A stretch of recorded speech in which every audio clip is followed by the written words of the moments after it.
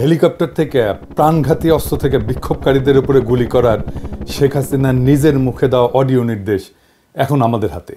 খুনি হাসিনার ক্ষমা নাই। অনেকে বলছেন এটা পাবলিক করতে, সেটা আপাতত করা যাচ্ছে না। মাফ করবেন, আইনি প্রক্রিয়ার কারণে। নিশ্চিন্ত থাকেন, আদালতে এভিডেন্স হিসেবে পেশ করা এবং আদালতের গ্রহণ করার পরে এভিডেন্সটা আপনারা সবাই সেই পিশাচিনীর রক্ত হিম করা নির্দেশ শুনতে পারবেন। আমাদের টিমের অনুরোধ রাখতেই হচ্ছে, এইটা পাবলিক হইলে এভিডেন্স হিসেবে দাখিলের ক্ষেত্রে আইনি সমস্যা থাকতে পারে বলে জানাইছেন ওনারা। তাই আমরা চাই হাসিনার শাস্তি। ওই রেকর্ড পাবলিশ করার জন্য নানা ধরনের চাপ হবে, ট্রল হবে, বলা হবে মিছা কথা বলতেছি, শুনে যাবেন, পাত্তা দিবেন না।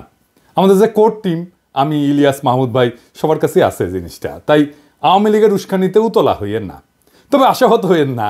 তো একেবারে আজকে বিনা জিনিসে ফেরাবো না, খুশি করে দিব শেষে। যেগুলো আদালতে এভিডেন্স হিসেবে দেওয়া হবে না, তার থেকে কিছু শোনাবো, পরে আসতেছি ওই ব্যাপারে। আমি কইছিলাম হাসিনার বাসন নাই, পশ্চিম তারে ছাই দিয়া ধরবে। দেখেন, হিউম্যান রাইটস ওয়াচ প্রতিবেদন দিছে প্রফেসর ইউনূসের কাছে। সেইখানে পুলিশদের নিজেদের ভাষ্যেই প্রমাণ পাওয়া গেছে কতটা নৃশংস হত্যাযজ্ঞ চালানো হয়েছিল।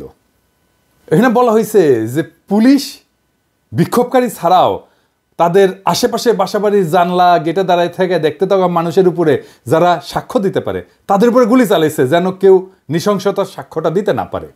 এই যে এখানে লেখা আছে, পুলিশই বলছে যে এই নৃশংসতা চালানোর নির্দেশ রাজনৈতিক নেতৃত্বের কাছ থেকে আসছিল। পুলিশ অবশ্য নিজের মুখেও বলছে, যেমন ধরেন এই যে এই ভিডিওটা, আমাদের উপর নির্দেশনা আছে, আজকে যদি আপনারা বের হন আমরা কিন্তু ডাইরেক্ট গুলি, আমাদের ব্যবস্থা আমরা নিব। শীর্ষ কর্মকর্তা সিসিটিভি দেখছে, ভিডিও গেমস যেমন খেলে এরকম দেখে দেখে দায়িত্বরত কর্মকর্তাদের এমনভাবে গুলি করার নির্দেশ দিচ্ছিল যেন তারা ভিডিও গেম খেলতেছে। পুলিশের গুলি করার নিয়ম পায়, সেখানে গুলি না করে শরীরের বিভিন্ন প্রধান অঙ্গ প্রত্যঙ্গে সিসার বুলেট ব্যবহার করে গুলি করছিল, শরীর লক্ষ্য কইরা। এমনকি যখন তাদের জীবনের উপরে, মানে পুলিশের জীবনের উপরে আঘাতের কোনো ধরনের শঙ্কা ছিল না। ব্যারিস্টার আরমান র্যাব টিএফআই সেলের আয়না ঘরে বন্দি ছিল, সেই সেলটা আবিষ্কার করা হয়েছে। সেখানে 1000-এর উপরে বন্দি থাকতো, অবিশ্বাস্য সংখ্যা। 8টা কবর সেল আবিষ্কার হয়েছে, 3 ফিট বাই 4 ফিট, যেখানে শুধু বসে থাকা যায়, শোয়াও যায় না। অনেক এভিডেন্স নষ্ট করা হইলো। পুরা স্থাপনা বিস্ফোরণে উড়ায় দেওয়ার পরিকল্পনা করছিল জল্লাদেরা, যেন এই এভিডেন্স বাইরে না আসে। ওই দিন যেন ফিরে না আসে, হাসিনার দিন, সেটা নিশ্চিত করার জন্য বিশাল কাজ বাকি আছে ভাইরা, এখনই ক্ষান্ত দিয়েন না। অনেকে বলছেন যে সিরিয়াজে 1 মাসে করলো, তা আমরা 6 মাসে কেন করতে পারি নাই? তার উত্তর হচ্ছে, আমাদের পুরো একটা হোস্টাইল প্রশাসনের সাথে কাজ করতে হচ্ছে। পুরাই তো হাসিনার প্রশাসন। বিপ্লবের পক্ষের শক্তিকে দূরে সরিয়ে রাখা হয়েছিল, তাই আমাদের ক্রুশিয়াল শক্তিকে কাজে লাগাতে পারে নাই সরকার। বিপ্লবের শক্তি নানা ধান্দায় ব্যস্ত হয়ে গেছে। তো এই কাজকে ফ্যাসিলিটেট করার জন্য যে প্রভাব, ইনফ্লুয়েন্স দরকার, তেমন মানুষের সংখ্যা তো কম। তবে কাজ হইতেছে, ভরসা রাখেন, সরকারকে নির্বিঘ্নে কাজ করতে দেন। দাবি দেওয়ার নামে অরাজক পরিস্থিতি তৈরি করে সরকারের চলার পথকে কণ্ঠকাকীর্ণ করে দেবেন না। এই সরকার যেন বেশি দিন থাকতে না পারে, এটাই আওয়ামী প্ল্যান, এটা এজেন্সির প্ল্যান। এই এজেন্সিগুলোর উপরে কর্তৃত্ব স্থাপন করা যায় না এখনো তারা স্যাপোটাস করে নানা জায়গায়। ভাই, ফেসবুকে চিল্লায় কাজ হয় না, মাঠে কাজ করতে হয়। সেটা সময় লাগে, এনার্জি লাগে, ঘাওড়াদের দাবরানি দেওয়া লাগে। এই কাজ যারা করতে পারবেন না তারা হুদাই লাগেন না মানুষজনের পিছে। আমার পিছু লেগে আছে অনেকজন, আর কি লেগেন না, লাভ নাই আর কি, লেগে কোনো কিছু করতে পারবেন না আর কি। আমাদের এই মুহূর্তে করণীয় হইতেছে প্রফেসর ইউনূসের সরকারকে সর্বাত্মকভাবে সহায়তা করা। প্রফেসর ইউনূসকে বলতে হবে যে আপনার উপদেষ্টা পরিষদ পুনর্গঠন করেন, দক্ষ তরুণদের উপদেষ্টা পরিষদে অন্তর্ভুক্ত করেন। দেশের মধ্যে আওয়ামী লীগারদের দাবরানির উপরে রাখার জন্য সব ধরনের কৌশল নিতে হবে। আওয়ামী লীগের পক্ষে যেই কথা বলবে তারই দাবরানি দেওয়া হবে। দেশের বাইরে যারা আওয়ামী লীগের পক্ষে কাজ করতেছে তাদের বিরুদ্ধে আমাদের ফরেন মিশনগুলোকে সক্রিয় করতে হবে। ওই যে সেদিন দেখেছিলাম না, কানাডার একজন আমাদের ভাইদের নাম থাম ছবি টবি দিয়া প্রচার চালাচ্ছে, ওদের নাকি পিটাবে। ওই ইত্তেফাকের নাকি কানাডার প্রতিনিধি। ওই ইত্তেফাকে কানাডার প্রতিনিধি থাকে কিভাবে? ইত্তেফাক ভালো হইয়া যান। হাসিনার লেসপেন্সারি করেছে আপনার মালিক, এখন এই সমস্তকে আশ্রয় দিতেছেন, সামাজিক প্রতিষ্ঠা দিতেছেন। পুলিশে যারা অসহযোগিতা করতেছে তাদের নির্দয়ভাবে অব্যাহতি দিতে হবে। তারপরে সবার সম্পদের খোঁজ নিয়ে টান দিতে হবে।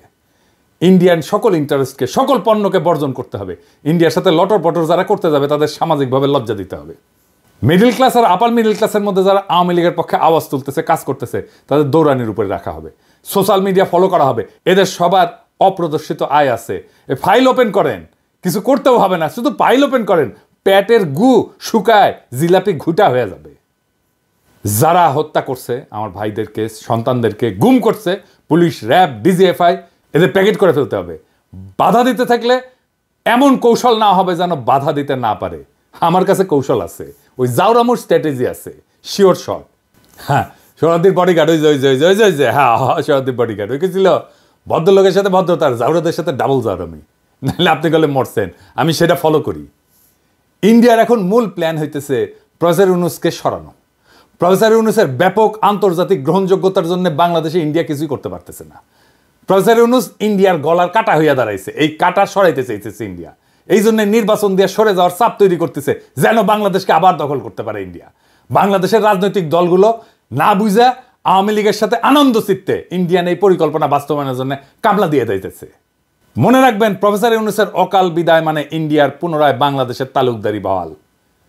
এই জন্যেই ফেব্রুয়ারিতে আওয়ামী লীগ কঠোর আন্দোলনে যাবে বলছে। আর বিএনপি নাকি সরকারকে সঠিক পথে আনতে আন্দোলনে নামবে। কোন পথে গেছে সরকার? কোন বেপথে গেছে সরকার? সঠিক পথ মানে কি? তবে আওয়ামী লীগ বিএনপি একই সাথে আন্দোলন করছে, দেখেছেন তো? একই সময় আলহামদুলিল্লাহ, দুই রসুনের এক জায়গায়, এটা বুঝাতে পারছেন তো?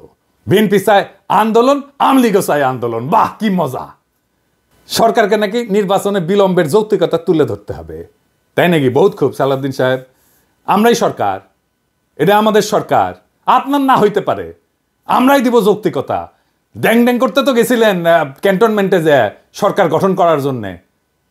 এখন সরকারকে অন করেন না, না এখন সরকার আপনার না, আমাদের সরকার, আপনার না হইতে পারে, তবে দিব, আমরাই দিব যৌক্তিকতা। আগামীকাল দেই, হ্যাঁ মাইনে নেবেন, আমি শিওর। একটা দিন টাইম দেন, মেলা কাজ করার লাগিচ্ছে তো, একটা দিন টাইম চাচ্ছি, খুশি করে যৌক্তিকতা দিয়ে দিমুনি, আমি দিমুনি। জানেন তো সালাউদ্দিন ভাই, আমার যুক্তি গলে শিওর শট। সরকারের দিকে বাউন্সার ছুঁড়েন না, প্রত্যেক বাউন্সারে ছক্কা হাঁকামুখ প্রমিস করলাম। এবার আসেন, কইছিলাম না খুশি করে দিব, আসেন খুশি করে দিই। হেলিকপ্টার কোন কোন দিক দিয়ে গেছে আর কই কি হত্যাযজ্ঞ চালাইছে এটা কেমনে বের করা হয়েছে জানেন? এটা রিক্রিয়েট করা হয়েছে কেমনে জানেন? ক্রুজারা ছিল, তাদের সকলের পকেটে মোবাইল ছিল, নিচ দিয়ে উড়িছে আর মোবাইলগুলো কাছের টাওয়ার থেকে সিগন্যাল নিছে আর বেচারারা মরিছে। ছবির মতো রিক্রিয়েশন হয়েছে আর কি, নিজে থেকে হয়েছে ভিডিও, অসংখ্য সিসিটিভি ক্যামেরার ফুটেজ। মুগ্ধর ভাইয়ের কাছে কয়েক টেরাবাইট আছে ফুটেজ। মুগ্ধর গুলি খাওয়ার যে রিক্রিয়েশন ওর বড় ভাই নিজের হাতে করেছে কলে। হাসিনা সবার কল রেকর্ড করার জন্য ওই যে এনটিএমসি করেছিল, 5 তারিখ সন্ধ্যায় পুরা রেকর্ড ডিলিট করার নির্দেশ দিছে এক ব্রিগেডিয়ার জেনারেল। আইজার নাম কইলাম না, ব্রিগেডিয়ার সাহেব ভালো হয়ে যান, মুছেও গলে দিছে সব। আমাদের কাছে স্বীকারোক্তি আছে কে বলছে মুছে দেওয়ার জন্য। আদালতে দাখিল করা হবে এমন সাক্ষ্য প্রমাণ নষ্ট করার জন্য জেনারেল সাহেব আপনি আদালতে উঠবেন, লিখে রাখেন। তবে সেই সব রেকর্ড উদ্ধার হয়েছে আলহামদুলিল্লাহ। সমস্ত টেলিফোন কল টেরাবাইটের পর টেরাবাইট, ওই সময় ডিটেইল অন্দরমহলের ঘটনার ছবির মতো রিক্রিয়েশন করা সম্ভব হইতেছে। আমি শুনেছি একের পর এক, প্রথমে শুনেছি দরবেশ বাবার কল রেকর্ডগুলা, যে খুচরা কল রেকর্ড, ছোট ছোট ছোট ছোট মেলা কল রেকর্ড প্রচুর। এর মধ্যে অনেকগুলো এভিডেন্স হিসেবে ইউজ করা হবে, তো যেগুলো আমরা এভিডেন্স হিসেবে ইউজ হয়তো করবো না সেগুলোই শোনাই। হ্যাঁ এজিৎ সাহেব শুনান না কয়টা।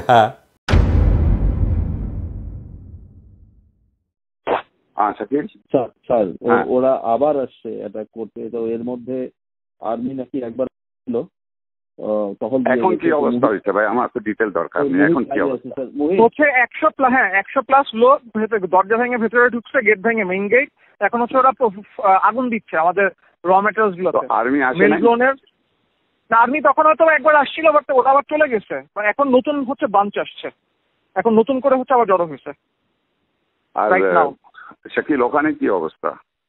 ওখানে হ্যাঁ, ওখানে ওই খাতারের ওখানে ওরা স্টে করতেছে, আর মাঝে মধ্যে ড্রোন পাঠাচ্ছে উপর দিয়ে, এবং এখন একটু পিছনে হটে আছে, বাট স্টে করতেছে ওখানে এখনো।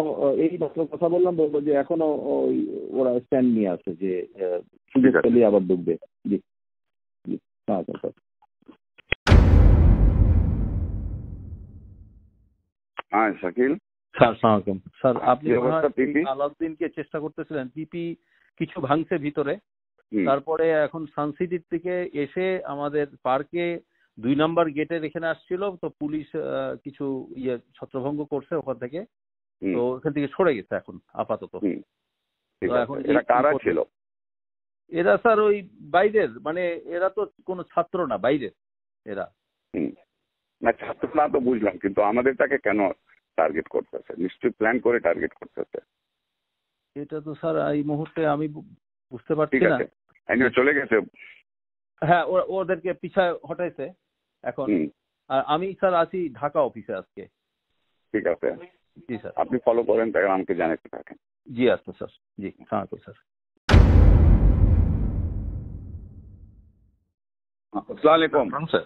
স্যার ভালো আছেন? স্যার আলহামদুলিল্লাহ স্যার। আচ্ছা, ওই আইএফআইসি তে তো আপনি মঞ্জুরকে দিয়ে দিয়েছেন, স্যার রাশিদকে দেবেন না? রাশিদকে দিয়ে দেন। স্যার একটু আমাদের স্যার হলো কি, ওই যে এরা যারা ছিল, মানে যেমন স্যার ওই যে এই এগুলো আমাদের মানে এফডির পজিশনের এগেনস্টে, আর ফাইন্যান্সিয়াল ইনস্টিটিউশন ডিভিশনে যারা, ওদের এগেনস্টে আবার ফাইন্যান্সিয়াল ইনস্টিটিউশন দিতে হয়, মানে এরকম একটা আছে। তো একজন করে স্যার দিচ্ছি, আমি দিব না সেটা বলি নাই। না, আপনি রাশিদকে দিয়ে দেন, আমার রাশিদ দরকার আব্দুর রহমান। আর থার্ড ম্যান যে আরেকটা তো মুস্তফাও তো এখন চলে যাবে স্যার। ওনার তো হ্যাঁ, ওর তো বোধহয় আরো কিছুদিন সময় আছে স্যার, অক্টোবরে চলে যাবে। ওইগুলো স্যার আমরা আমার মনে হয় স্যার, যদি আপনি যদি স্যার এফআইডি থেকে কাউকে চুজ করেন তাহলে একটু সুবিধা হয় আর কি। কারণ এরা তো স্যার এই যেমন স্যার যে যাদের এগেনস্টে দিচ্ছি ওনারা তো এফআইডিতেই ছিলেন আর কি, আমাদের জাফর ইকবাল স্যার, কামনার ম্যাডাম, এটা আর কি। ওইটা হলে স্যার ভালো হয়। না, আপনি ওটার জন্য আপনি এক্সেপশন করে দেন। আপনি দুইজন ফাইন্যান্স থেকে দেন, একজন ব্যাংকিং থেকে দেন। আচ্ছা ঠিক আছে, সময় করে দিবেন। আপনি এক্সেপশন করে দেন, বিকজ আমার জন্য is very important. I want the right person. আপনি যাদেরকে পছন্দ করছেন ওরা সবচেয়ে খুবই ভালো। এটাতে কোনো এটাতে কোনো ইয়ে নাই স্যার। ঠিক আছে স্যার, আমি ওকে থ্যাংক ইউ স্যার।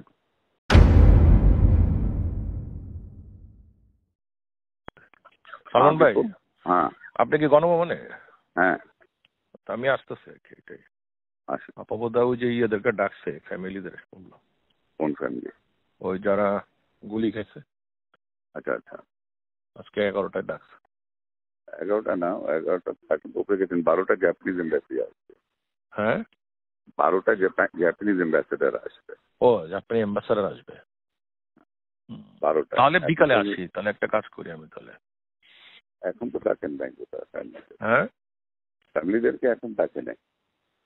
ও তাহলে বিকালে আসি, 3-4টার দিকে আসি। জি সালাম। সালমান ভাই, আমার সাবস্টেশনের যে ধারা করছিল ওরা মুভ করে টঙ্গীর থেকে এখন আপনার দিকে যাচ্ছে, বেক্সিমপুর দিকে যাচ্ছে। বেক্সিমপুর অলরেডি রিচ করেছে, ওখানে আর্মি গেছে। আমার ওদিকে গেছে আর্মি, কিন্তু আপনার ওদিকে কিন্তু আর্মি এখনো পৌঁছে গেছে। আর্মি চলে এসেছে। ঠিক আছে, ওকে।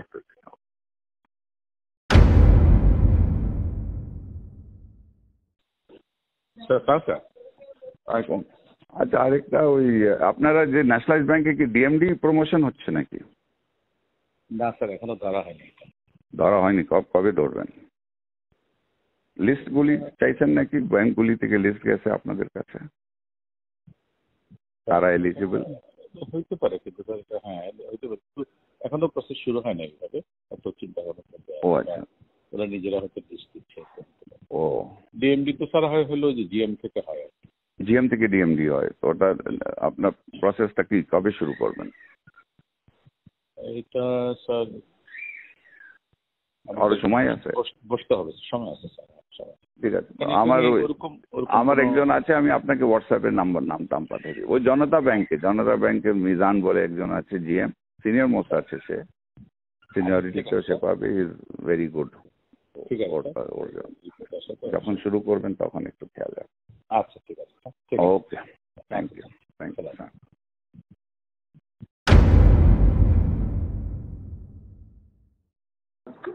हाँ, अस्सलाम वालेकुम।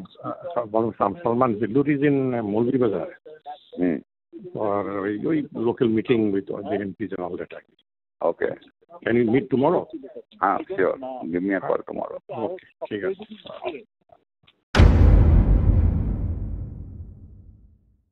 जी सलमान भाई। বিপু রোববার 11টায় হ্যাঁ আমি বিড়াতে ওই ব্যবসায়ীদের সাথে একটা সিটিং করতে চাচ্ছি। আচ্ছা, খুব ভালো হয়। ওই দিন তো 450 জনের সাথে বসলাম। হ্যাঁ তো আপাতত বললো কি হ্যাঁ তোমাদের সমস্যাটা আমরা দেখবো। হ্যাঁ তো এখন আমি 50-60 জনকে নিয়ে, তুমি, আমি, টিটো, পলক, আমরা বসে ওদের কথা শুনি কি কি সমস্যা আছে না আছে, একটু দেখানো তো দরকার, ইকোনমিটা অবশ্যই। তো তুমি তা একটু নোট করে রাখো, 11টায় বিডাতে 11টায় রোববার দিন। Okay, thank you. Hello. Salman, you're in Bida all day? I was busy all day. What time are you free tomorrow? Tomorrow, maybe in the morning I should be free. Around what else? 11? 12ish. Okay. 12ish. ঠিক আছে।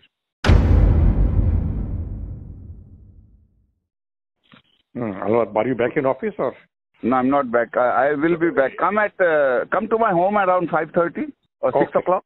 Okay. Come to my home at 6 o'clock. That is okay. better. We'll do that. 6:30 do that. ঠিক আছে। পাশে আসো। Okay.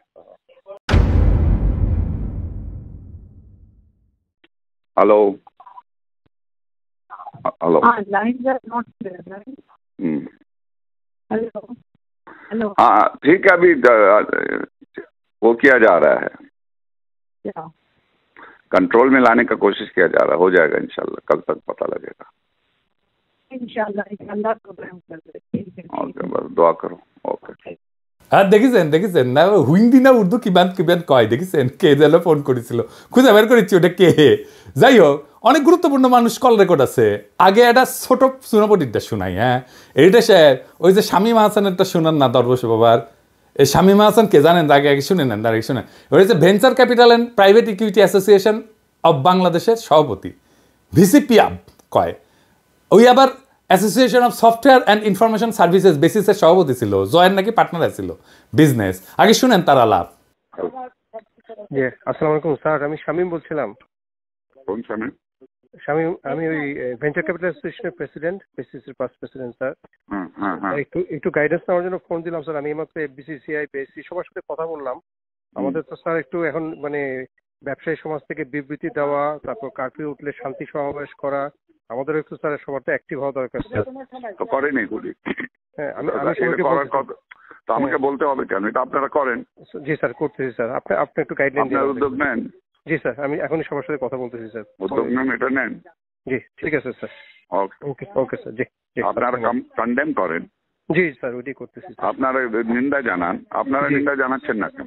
জি sir, ওইটাই করতেছি sir, সবার সাথে কথা বলতেছি স্যার। জি স্যার, ঠিক আছে স্যার। Thank you. ওকে, জি তাহলে। ওরে দেখেন কেমনে প্রথম আলো কেমনে ওরে চাঙ্গে তুলিছে, দেখেছেন? প্রথম আলো ওর লেখা চাপে, ওর খবর চাপে, দেখেছেন? ও কেমনে এলিট বানাইছে প্রথম আলো, দেখেছেন? তো এটা শুনবেন না? আচ্ছা, থাক। বস্ত্রকল মালিকদের সংগঠন Bangladesh textile mills association, BTM এর সভাপতি, আম্বার গ্রুপের চেয়ারম্যান এবং বিটিএম এর সাবেক সহসভাপতি শওকত আজিজ রাসিলের একটা আলাপের ক্লিপ আছে, আজকে শুনলাম কিছুক্ষণ আগে।